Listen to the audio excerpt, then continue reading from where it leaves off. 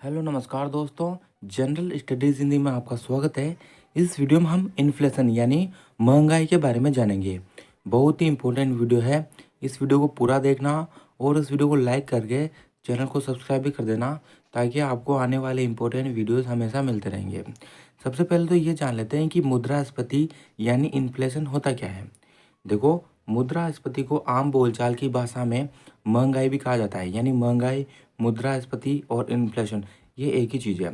जब किसी अवधि में वस्तुओं और सेवाओं के दामों में बढ़ोतरी हो जाती है और लोगों को पहले जितनी मात्रा में वस्तुओं एवं सेवाएं खरीदने के लिए अधिक दाम चुकाने पड़ते हैं, तो इसी को हम मुद्रास्फीति कहते हैं।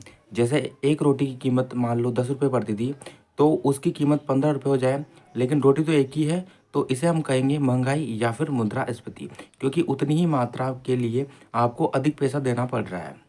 अब इससे प्रभाव क्या पड़ता है, यानी मुद्रास्फीति के क्या प्रभाव है।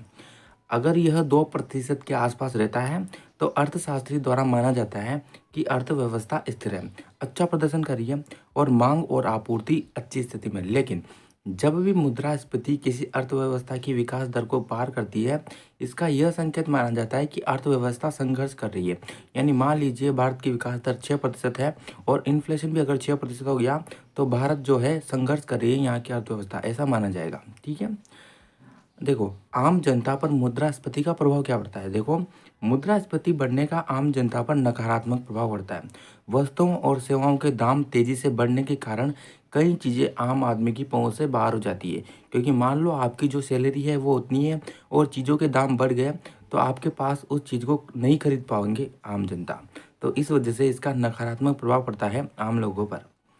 अब इसके कारण क्या होता है, महंगाई बढ़ती क्यों है। देखो, इसके दो प्रमुख कारण हैं। मांग आधारित मुद्रास्फीति, यानी कोई चीज़ है वो उतनी मात्रा में बनी हुई है, लेकिन उसकी मांग बढ़ गई, तो इसके कारण महंगाई बढ़ेगी। और दूसरे कारण लागत आधारित मुद्रास्फीति। जैसे मान लो रोटी बनाने में 10 रुपये लगते थे, अब उसको बनाने में ही 15 रुपये लगने लग गए, तो इस वजह से उसकी महंगाई बढ़ेगी। तो ये दो कारण होते हैं। इसके अलावा क्या कारण होते हैं वो भी मैं आपको बता देता हूँ। देखो, डिमांड में वृद्धि होगी, मांग में वृद्धि होगी, तो फिर वस्तुओं की कीमत बढ़ेगी। उसके बाद मनी सप्लाई में वृद्धि हो गई, मान लो लोगों के पास पैसा आ गया, तो उससे भी महंगाई बढ़ेगी। इसके अंतर्राष्ट्रीय कारक भी होते हैं जिसकी वजह से महंगाई बढ़ती है। सप्लाई में कमी हो गई, कम चीज़ें मिल रही है, तो लोगों को क्या है, उससे भी महंगाई बढ़ेगी। और कुछ गवर्नमेंट की पॉलिसीज भी होती है जिसके कारण भी महंगाई बढ़ती है। और इसके कुछ साइकोलॉजिकल फैक्टर यानी कुछ मनोवैज्ञानिक कारण भी होते हैं जिसकी वजह से महंगाई बढ़ती है। तो ये मुख्य रूप से 6 कारण होते हैं महंगाई के बढ़ने के। अब मुद्रास्फीति को कैसे कंट्रोल किया जा सकता है, यानी इसको किस प्रकार से कंट्रोल में किया जाता है। देखो, जब ये निर्धारित सीमा से अधिक हो जाती है, तो उस देश का केंद्रीय बैंक यानी रिजर्व बैंक ब्याज दरों को बढ़ोतरी करना शुरू कर देता है। जैसे ब्याज दरों में बढ़ोतरी करेगा आरबीआई, तो उससे बैंकों को ब्याज ब्याज कम मिलेगा, तो वो लोगों को भी ब्याज कम देंगे, जिस वजह से लोगों के पास पैसों की कमी हो जाएगी और वो कम चीज़ों को खरीदेंगे। तो इस वजह से ये प्रभाव पड़ता है आरबीआई का, और इससे वापस जो है महंगाई कंट्रोल में हो जाती है। अब इन्फ्लेशन के बारे में आपने जान लिया। एक और होता है श्रिंकफ्लेशन। ये क्या होता है, देखो, श्रिंकफ्लेशन और इन्फ्लेशन में अंतर को समझो।